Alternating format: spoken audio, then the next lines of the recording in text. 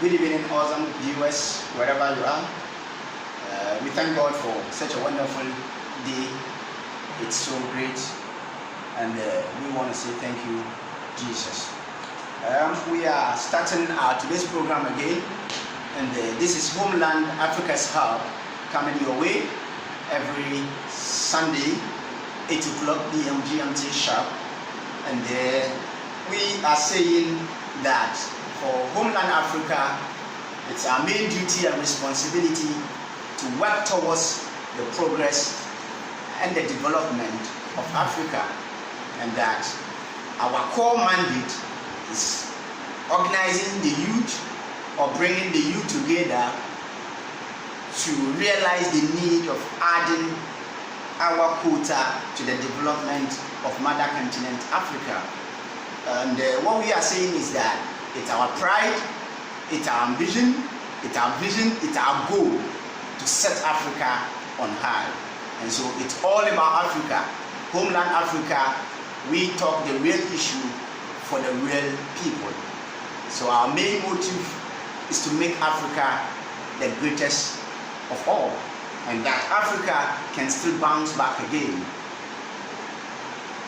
More often, when we are dealing and talking about Africa, people think that Africa is a place of let me borrow this biblical word, a place of Lodibar, in fact, a place of the rejected, a place of the outcast. But it isn't so.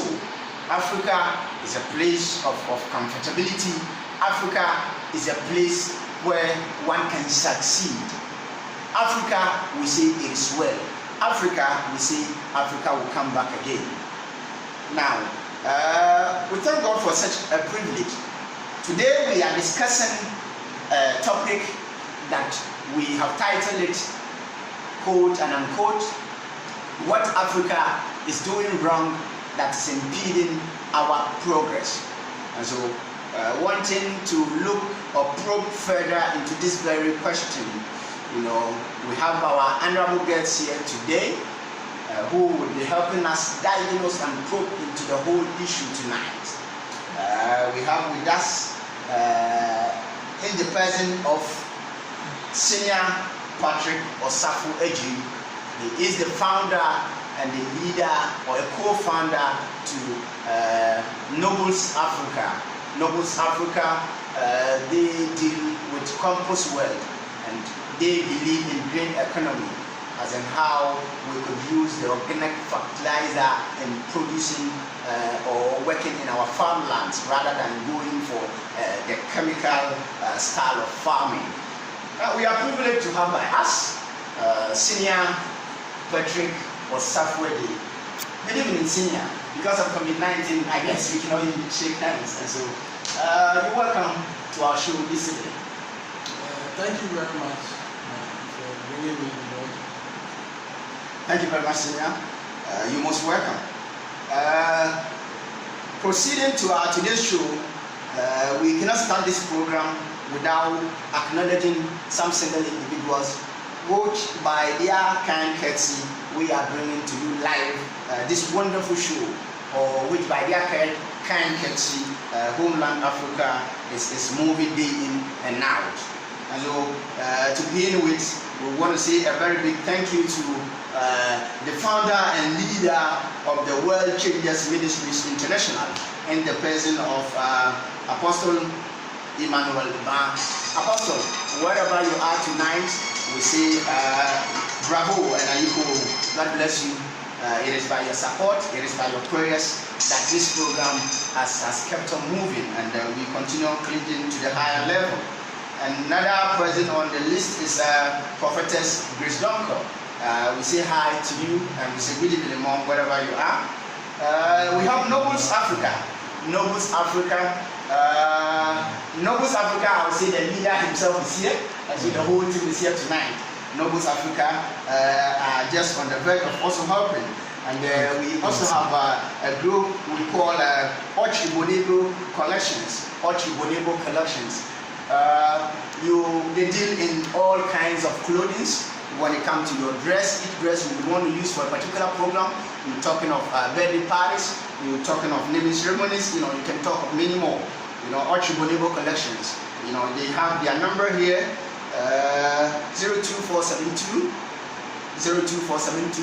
99975, 02472 999 rather 75. And then we have Gifty's Kitchen. Gifty's Kitchen is also here. They also deal in all kinds of food. If you want any food for any program you are carrying across, you would have to contact Gifty's Kitchen on the 05446873343. And we have also on the list Myopia's phones and accessories. 0273 744 878. And we have again next on the list is Odoi's Fashion and Design. Odoi Mantis Fashion and Design. Odoi Mantis Fashion and Design. 0243 748837. Right. And we have our big sister. We want to say a big thank you to Sister Dorcas. We have one Sister Josephine. We say thank you to all of you. God bless you all. God bless you all, because it's by your kind courtesy that we are bringing to you live Homeland Africa's Hub almost every time. God bless you all. We have this great persons also in support of us as Homeland Africa's Hub, and we cannot work or proceed on this project without thanking them wherever we find ourselves. We have on the list our dear sister Sherry. She lives in VA, Virginia, in the United States of America. Sister Sherry, I think you've been playing a very fantastic role in bringing to the existence of this very awesome project. In fact, from the onset, I should say, just when we were about starting this whole project till now, and you are still working for us effortlessly. God bless you wherever you are. Whatever is going wrong, you call and then you try to direct. Though you are a bit far away from us, yet you give your contributions, as in how things could go, and in fact, you're working marvelously, and we say God richly bless you wherever you are, Sister Sherry. God bless you. Next on the list, we have our dear sister Nana Efia Adipa Brittany. Nana Efia Adipa Brittany. She also lives in the United States of America, Florida. God bless you wherever you are, big sister. We say God richly bless you, because you have also played a very massive role in bringing this whole project into realization. God richly bless you wherever you are. Now, without much ado, we'll be going straight to the program, and I am your host tonight, George W. Bam. I am the host for this program, Homeland Africa's Hub. We are bringing to you live wherever you are. We are streaming live on your Facebook page, and you could also be checking us on the YouTube channel, Homeland Africa's Hub, and we carry the program. We say we are working collaboratively and collectively as well. We're not carrying this whole project, single-handedly. We need your support wherever you are. You would like the page, and you leave your comment on the page, and then you share the whole thing with friends and relatives. So follow the page, Homeland Africa's Hub, like the page, leave your comment, and then share with friends. You could be doing what party, in whatever means you would have to use to reach others who are a bit far away from you, so that they would also get access to this program. We say God will really bless everyone here tonight. Without much ado, we are going straight to our today's topic, and we said earlier that we are discussing a topic, quote unquote, what Africa is doing wrong that is actually impeding our progress. In fact, Senior, you are a guest of honor today, and without much ado, the topic is really broad, I believe, and so looking forward to breaking down this whole thing, I think we have to take it bit by bit. So my question here is that, what does Africa possess? What do we have here in Africa? And that all the time, what you hear in the air is that, Africa, we can do right, we succeed, and we have everything, Is it not just words of bragging or boasting, What is that? What do you think Africa is having and that we can boast of? And that we believe that we can really make it in life? What do we have as Africans? Thank you, host George Barr, for the question that we are discussing today. And I'm really interested in the topic because it is bringing out, it is letting us to know, or it is bringing out some of the things that we are not aware, or some of the things that our minds has not even been on it. Now, to start with answering the question, what do we have as Africans? That's right. It's a very broad question. But let's take it this way. Now, in this world that we are living in, the mineral resources that we have in this world, the mineral resource deposit, Africa has 30% of the mineral resource deposit.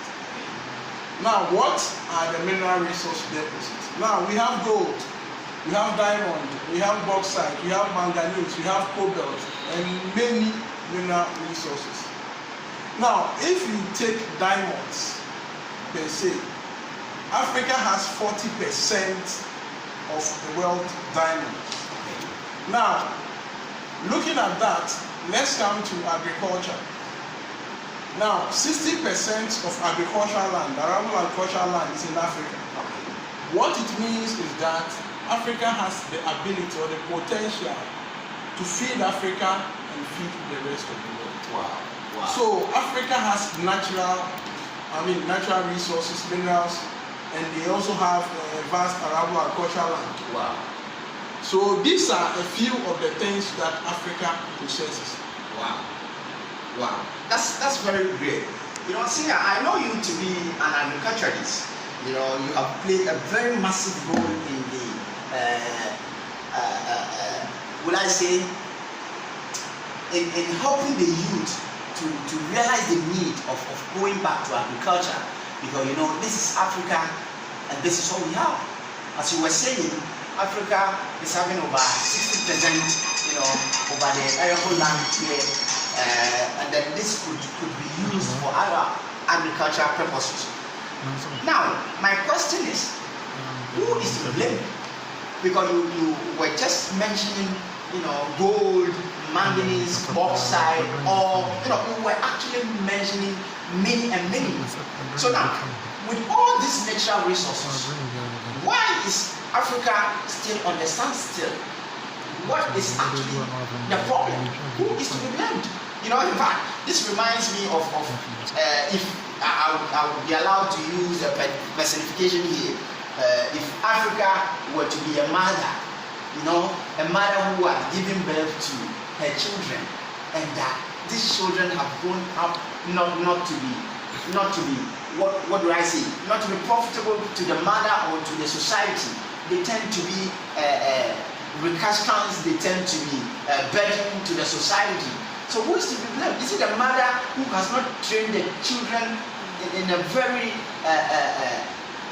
cultural manner, or is the children who are being disobedient? What actually is the problem? Who is to be blamed? Is it the ordinary citizen or the leadership, or who is to be blamed, Senior?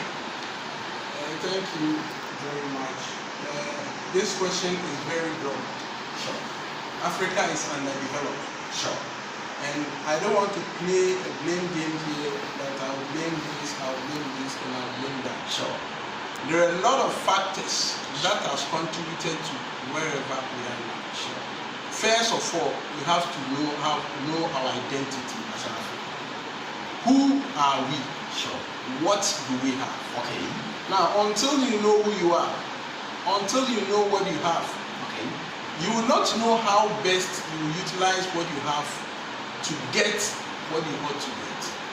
Now, we all know that one of the big problems or big issues in Africa is leadership. Because if you are blessed with 30% of the world mineral resources, and you are blessed with 60% of arable agricultural land, and 40% of diamond reserve is in Africa. Okay. And yet you are poor.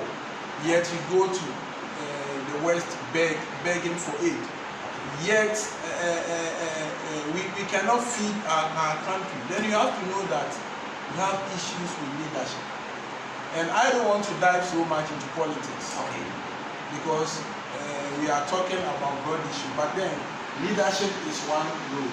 And one thing I will also talk about is that we the youth also have to see, if you look at China and developed countries, now they use creativity, okay, to build their economy. Now China is they developed China through industrialization. Okay. They learn how to develop or how to make something. I mean creativity. Okay. How to, and America built it on technology. Okay. So we as Africans, Okay. we can start through creative means of how we solve our own problems. Now we have 60% of the world arable agricultural land. Okay. Why are we not able to feed Africa? Why are we importing food into the continent? Okay. Leadership plays a role, and also knowing who we are as Africans, and also knowing what we have, and how we can use it to create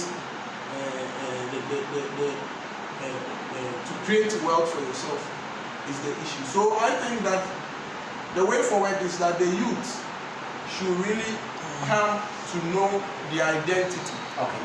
The youth should come and learn their culture. The youth to come and dive into Africa and know what they have and how best they can leverage on what they have to build their continent. Okay. So I think that why Africa is where we are is I don't want to play a blame game there. It's all of us are involved. The leadership are also failing us, and we the youth are also. Most of the time, most of the youth wants to migrate to the Western world for greener pastures. That's good. But why don't you create the pastures wherever you are? Okay. Why don't you make a greener pastures? Why would you now? If you look at migration issues, more than about 5,000 people died on the Mediterranean Sea. I mean, Wow. traveling through Libya to Italy and what have you. Wow. So more people die. Why are they? We are losing lives of people who are great asset to Africa, who could have contributed their quota if they would have really known what it is in the continent to bring development in the continent. Why are they moving to Europe? Why can't they use creativity? Why can't they put their energies together to work on developing the continent? Wow. So leadership play a role, and we the citizens also have roles to play. Together we build our continent. That is why I give a thumb up to Homeland African Hub for the work that we are doing. We are awakening the youth and also bringing them to realization that they need to contribute or come together to contribute to the development of Africa. Wow. That's a very great submission there. I really love that. Before we proceed, wherever you are watching us live on our Facebook page. We're streaming live Homeland Africa's Hub, and you can check also on us on our Instagram IG page, on our YouTube page, Homeland Africa's Hub. Africa is going to rise again. Homeland Africa, we say we talk the real issue for the real people. We are there for the continent, and we are believing in ourselves, and we know definitely with God all things are possible. And we are awakening one another and making us realize the need to putting up or adding our quota to the development of this continent. We are saying that Africa will bounce back again. Africa will bounce back again. In fact, we are getting on with our questions. You have to follow us on our YouTube channel, or as you are watching us live on our Facebook page, Homeland Africa's Hub. And what you have to do is, when you follow us here, you leave or you like the page, leave your comment, and you share it with friends as well or relatives, and then we can carry on, because we are saying that we cannot build on ourselves alone, or we are not just doing this work just by ourselves or just single individually. we are looking and calling on all people, all the youth across the globe, wherever you are. We are saying that together we stand, divided we fall. And so we need everybody on board. We are all going to carry it, and we are going to work as a team so that we can build one common agenda or one common aim. In fact, Syria, in your submission, you made mention of creativity. And one thing I have realized in Africa is that we lack creativity and innovation. In fact, we find it difficult at adapting to changes. What do you think causes this? In fact, we have our honorable guest tonight, Senior Patrick Osafo Ejei. He is a co-founder of Nobles Africa, and then again, he's a young entrepreneur and an agriculturalist. In fact, Senior, I really love your effort. In fact, you are playing a fantastic role, and you are more than an example to the growth of Africa. You are one that Africa should be looking at. In fact, the youth of Africa, we need to look many from you, and that you are doing a great job. In fact, God bless you for your good work. Proceeding to the question I asked earlier, we want to know, because when you were submitting or you were making your case, you made mention of creativity and innovation. So I wanted to know, or your people would want to know, that why is it so difficult, I should ask, that Africans will find it difficult adapting to changes? What do you think is a positive factor? Thank you very much for the question on creativity and innovation. One beacon of hope when it comes to creativity and innovation that I can talk about here in Ghana is Apostle Kojo Safo. Ask myself that a Ghanaian has built a car, and the car doesn't use an engine. The car uses batteries to run. A Ghanaian has built an organic weedicide or insecticide that you can drink. Wow. So I ask myself that why are we not utilizing what Apostle Kojo Safo is doing? Wow. So one thing I realized was that most of Africans don't believe in themselves. Okay. That is one. Now, until you start to create something, you first of all have to believe in what you have and your abilities before you can create something. Now, we have to develop problem-solving abilities or skills. Okay. How do we solve our own problems? I give a thumb up to Madagascar for the herbal solution they have made for COVID-19. Okay. Most of the time we are waiting for the West to bring vaccine to us, or we are looking out to West to solve our problems. But Madagascar has taken the lead. In Ghana, we have Center for Scientific Research into Plant Medicine. In Ghana, we have Herbal Practitioners Association. Together, we have to believe in what we have. Okay.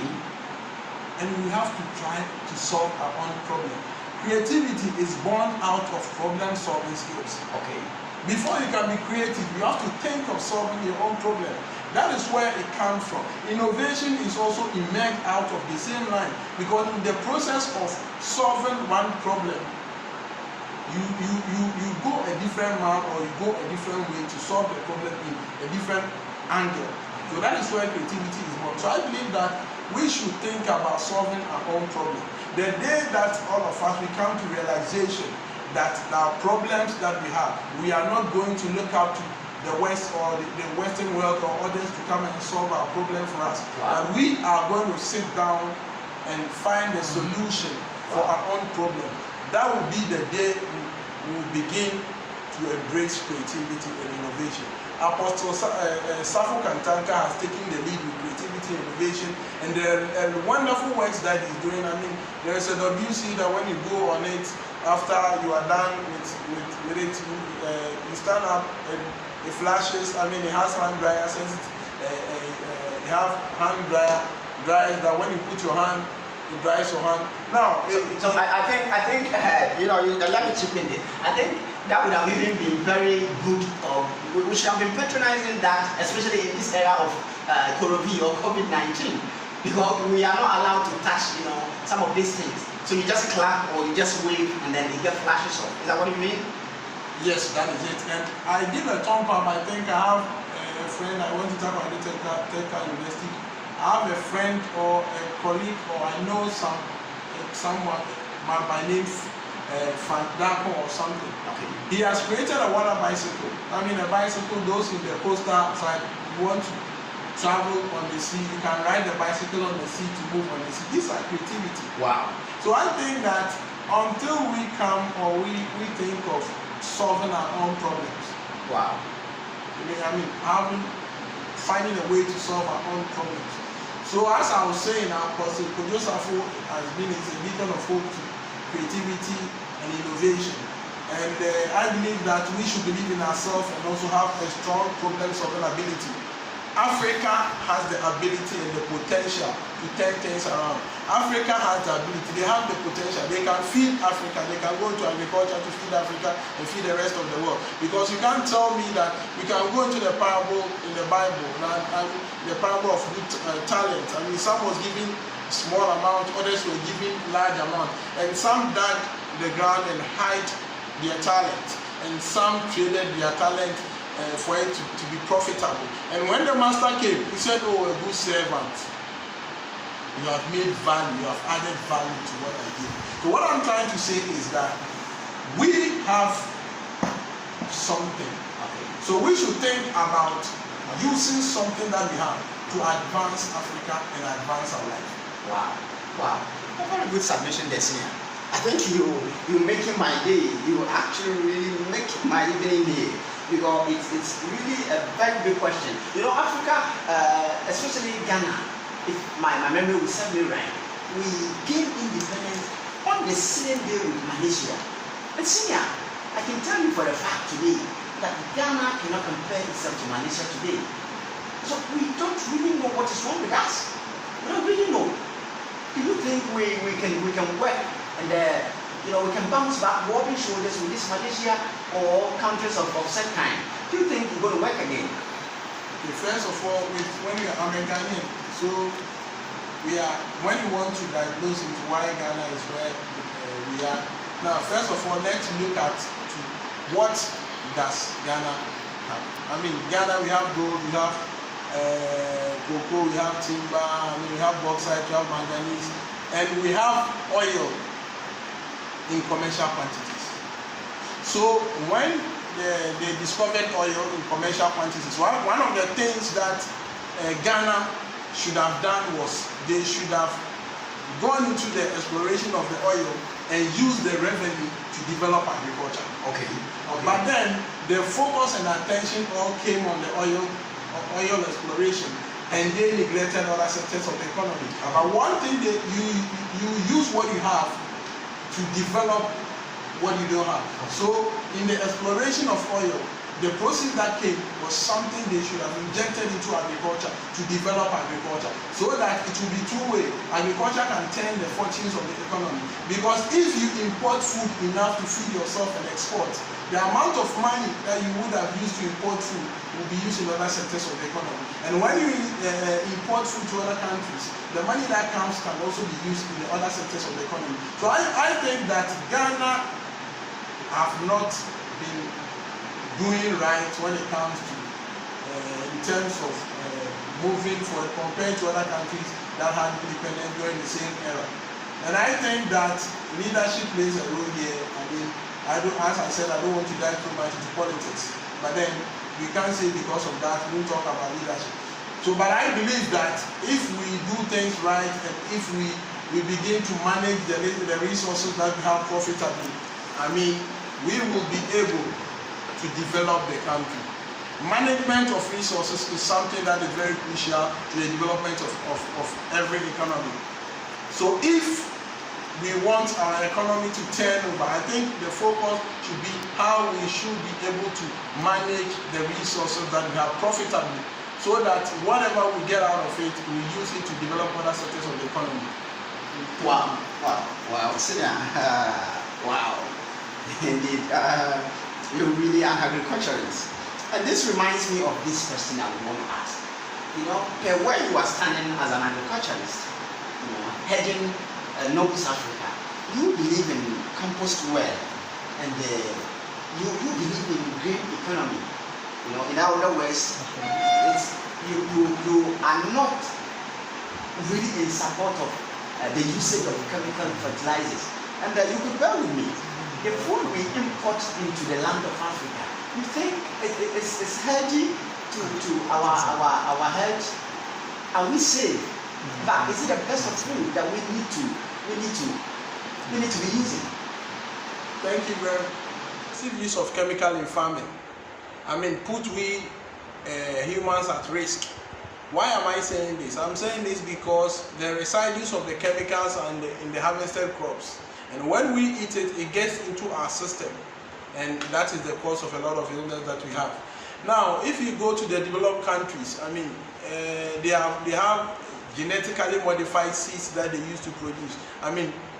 Those things are not good for us. They are the cause of a lot of sickness, the cancers, and what have you.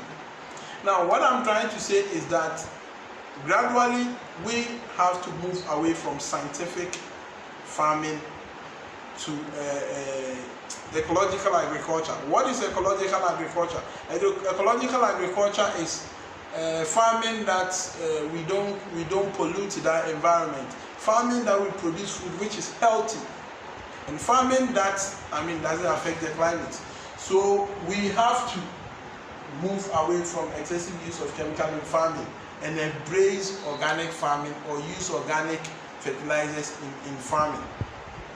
Now, when we come to the vegetable production, most of the vegetables that are produced here locally, now most of them they use chemical fertilizers in spraying the insecticide. They use the chemical fertilizers as weedicide, and also they use it throughout. So the harvested vegetable that comes with a lot of chemicals in them.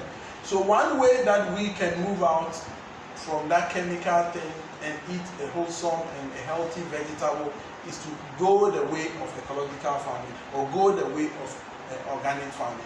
Now, when we go the way of organic farming, we are going into food production with health, human health at the center of it.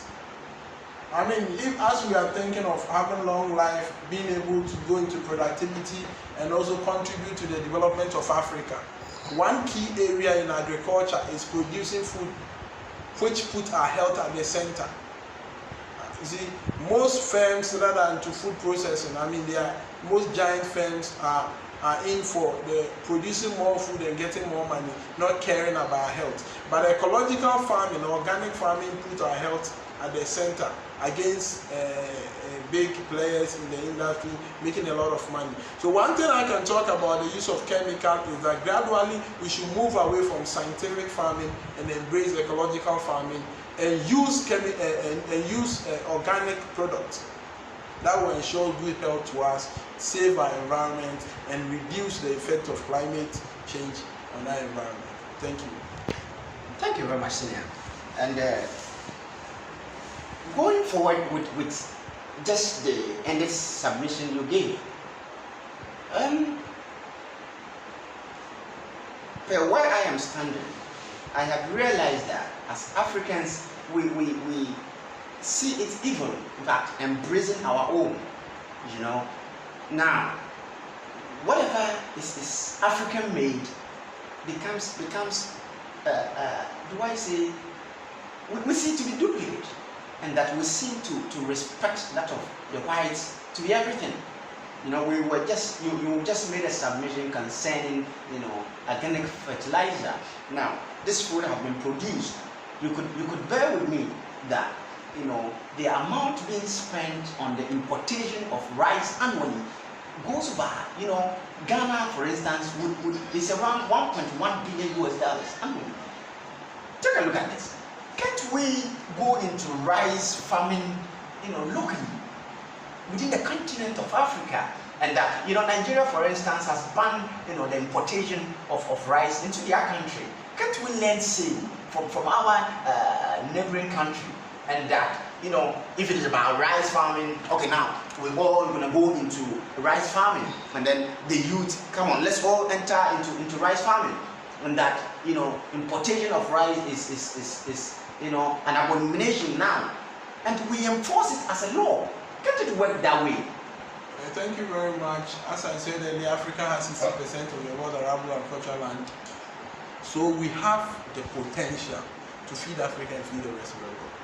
Now, when we come to rice production, we know that access to water is very key. I mean, and we have 6% of the 60% of our arable agricultural land, which is into irrigation. So now, when you want to go into commercial production of rice to feed Africa and feed the rest of the world, we can also go into irrigation in the areas where there are no excessive water. Now, if you go to Nigeria, as you said, I mean, they have put a ban on importing rice because there's a chunk of money that they spend to import rice into the country.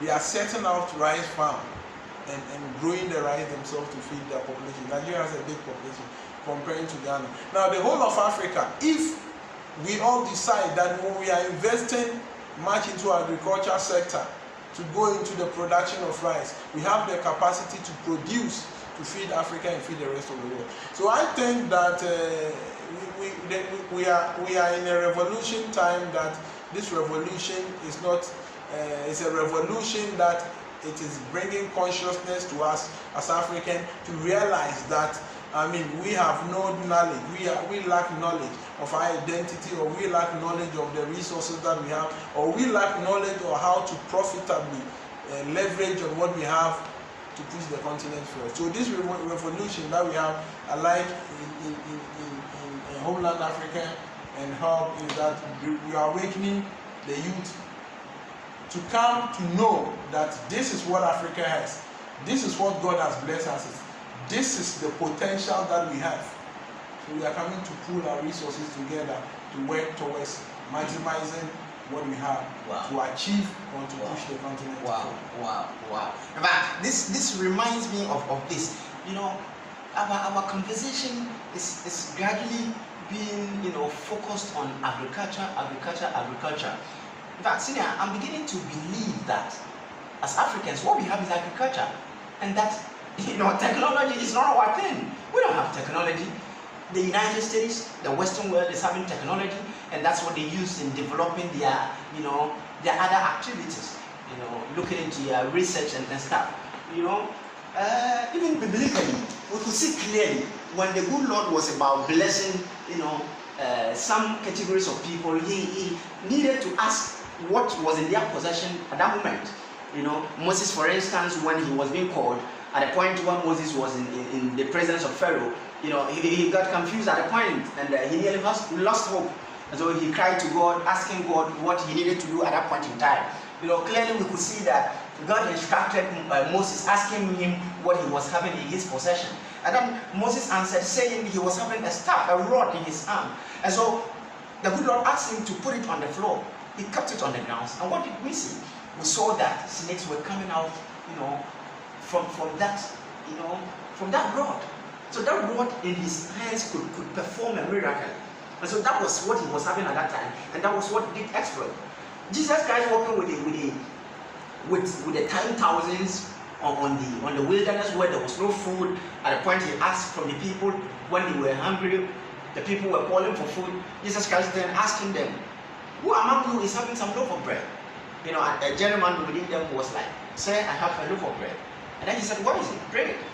He took it, rose it to the skies, prayed over it, and then the Bible said that loaf of bread was able to feed over 5,000. It means the loaf of bread that the gentleman was having at that time was able to perform a miracle. I don't want to retard the whole thing, or to blow, to delay the whole conversation. But I'm trying to let our viewers understand that at any point in time when the Lord wants to bless you, He asks us of what is in your hands.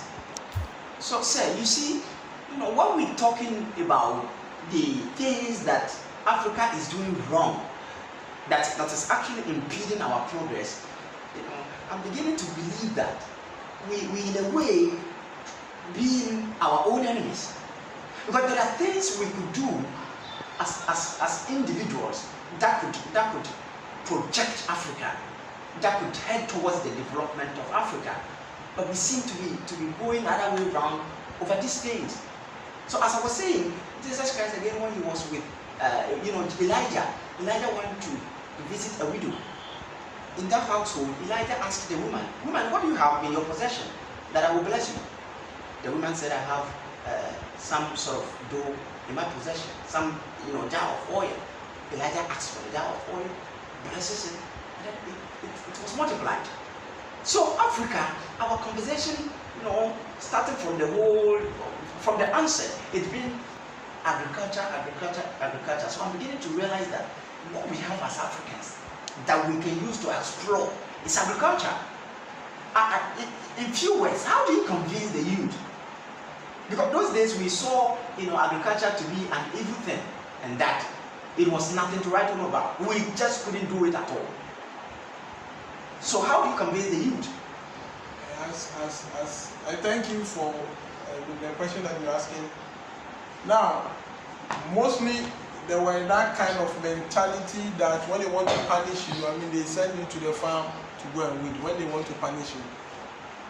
But those mentality is something that gradually we should shift out from, or gradually we are working towards shifting from that mentality. One thing is to have food security as Africans. We have to work on increasing food production. Now, during the case of COVID-19, we realized that if the president within the African state would have extended the lockdown to 3 months and have stopped importation of food, we stand the chance of getting famine. So I'm encouraging the youths and everyone listening that we have so much that we can invest in. If you cannot go and do 3 acre, 5 acre, 10 acre or 100 acres of farm, you have a backyard, you can grow something. I like one president of Ghana who said that Operation Feed Yourself, grow what you eat. So I believe that those in the cities, it's possible. You have a backyard, you can grow vegetables. You can go into organic production of vegetables, use organic fertilizers on organic agricultural practices. And when we do that, it will lessen the pressure and the dependency that we have on other people. Importing, spending millions of dollars to import food into the continent. So I'm encouraging the youth to start by practicing backyard farming, or to start to grow something. You can grow a little at your backyard and eat, as I'm saying. So I think that when we do that, we ensure food security and also the huge chunk of money that we import into the continent to bridge the food deficit in the continent will be over. So thank you very much. Right, Senior, that's very good. You just spoke about backyard garden. I think if my memories will serve me right, those days when we were growing up, I could see clearly that even from home, there are petty stuff we yard garden. I'm expecting that it's a very good thing. Because those days, we didn't go out to buy petty ingredients like the tomatoes, like the ginger, like the garden eggs, You could easily go back there and then just pluck anything and then bring to the table. Today we prepare food for the small household. Chickens and the likes were not bought from outside, because we used to rear some at home. And so if you needed, chicken meat, you just go there, get it done and slaughter it, then you prepare for your food. But all these are lacking on the land of Africa now. So I think it's a good thing. We need to revisit that, work on backyard garden and delight.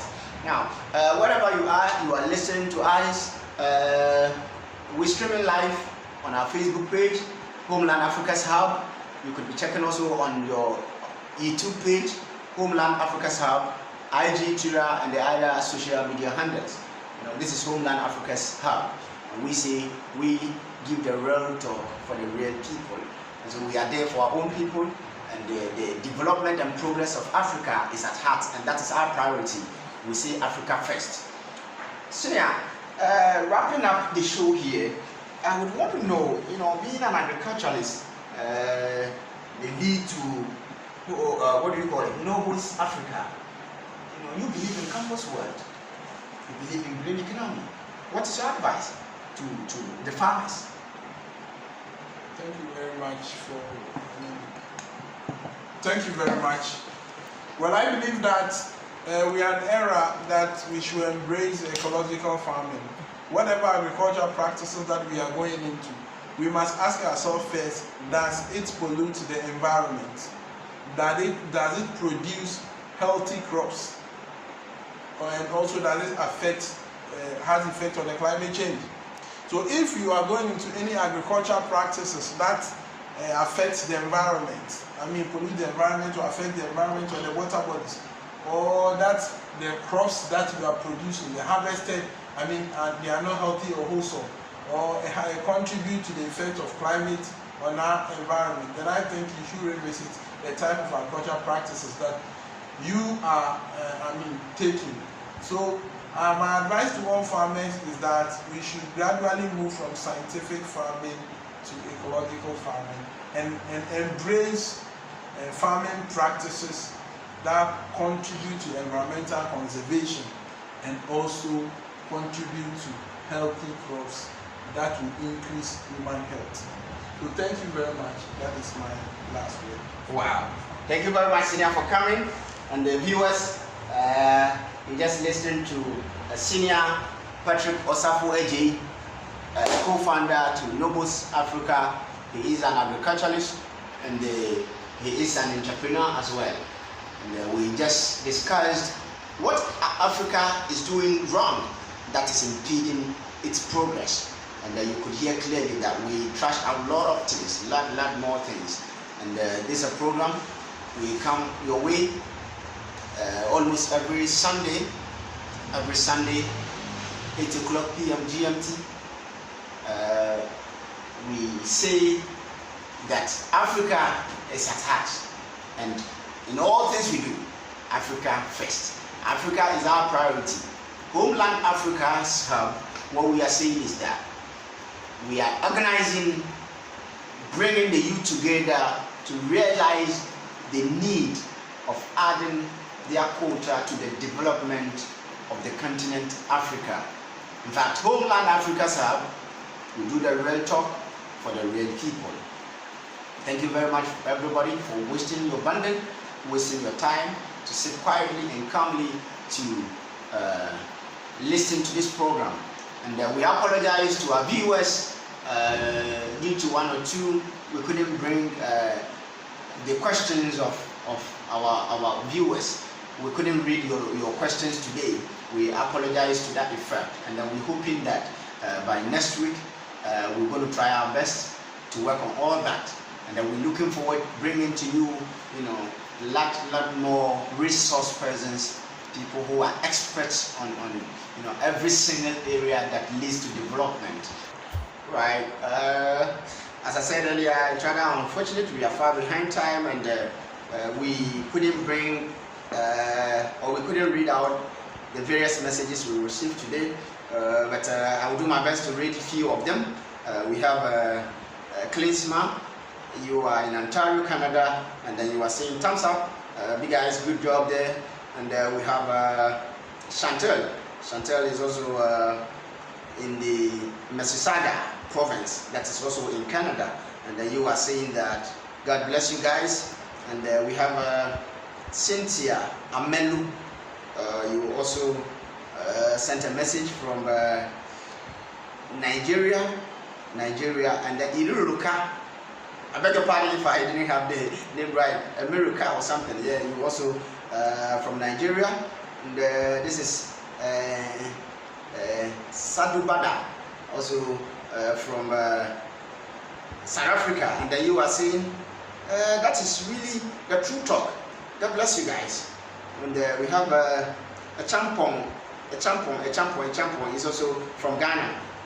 You are calling from, or you text from Kwadaso, a champon. God bless you guys. You are doing a great job. Because of the time, I cannot read all the messages. I beg your pardon. Next week we'll try our best working on all of that. God bless you, and we thank you so much. We came your way all the way from Homeland Africa's hub, and we say we do the real talk for the real people. And so we say Africa is at heart. Homeland Africa's hub, the development and the progress of Africa is our priority. You know, we had a lot of people who came on board, and as I said earlier, Sister Sherry will give you a great thumbs up this evening. You have done massively well in bringing to existence this whole project. God richly bless you, Sister Sherry. You live in the Virginia, VA, in the United States of America. We have our dear sister to Brittany, Nana Efia Adepa Brittany. You also in Florida, in the United States as well. God richly bless you. We have our brother Atasedo. Atasidu is also in the United Kingdom. And then we have Openeyao. Openeyao is also in the United Kingdom. I think God bless you all. You guys, you have done a great job. God richly bless you wherever you are. And then we cannot forget saying a big thank you to our awesome viewers. All the time you waste your bundle, you take your time, listening to this program. It is by your kind courtesy that this program has been bringing to you live. God bless you wherever you are. We just cannot do without you. We say we love you all. God bless you. And stay safe. COVID-19 is real. Let's keep the social distancing.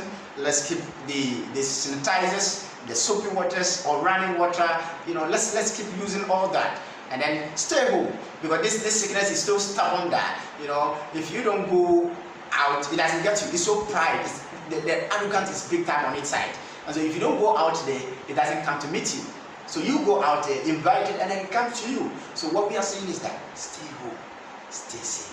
We're going to come your way next week, God willing, and then we're going to give you another surprise. God bless you. Bye-bye. Shalom.